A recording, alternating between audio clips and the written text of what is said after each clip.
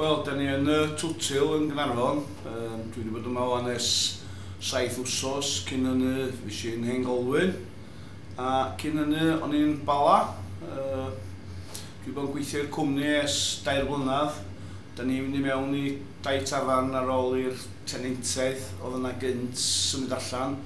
Da ni yna tan ffeindydd nhw rhywun arall i gymryd y tafarn on. Ond dyddiau yma ydi werth cymryd y tafarn on. Dwi'n meddwl, dwi wedi bod yma 2 noson, mae wedi costio mwy mewn Golwg i edrych Llyn dy Mawrth. Penwythnos, oce, ond da chi'n gorau talu'ch biliau drwy'r wsos, a dod yn werth cymryd y time on dydyn nhw. Diolch yn fawr.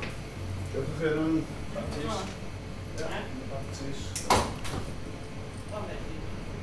Mae lot o dyma am gwmni, mae lot o dyma am amser allan o'r teulu a'r plant a gwaith a jyst cael amser i hel meddylia. Mae o'n chydig bach yn ddrud yndi, ond eto diwedd y dydd mae angen talu am drethu mawr, biliau dŵr, biliau cwrw, wedyn dyd pres yn gyn y bobl. Croeso ffantastig yn Gaernarfon, fatha bob tro. Dwi'n un sy'n wreiddiol o Dyffryn Nantlla.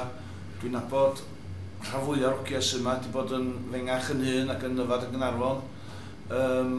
Ond fel dwi'n symud o un tafarn i'r llall, da chi'n gwneud ffrindiau ac i fi, mae'r ffrindiau fi am byth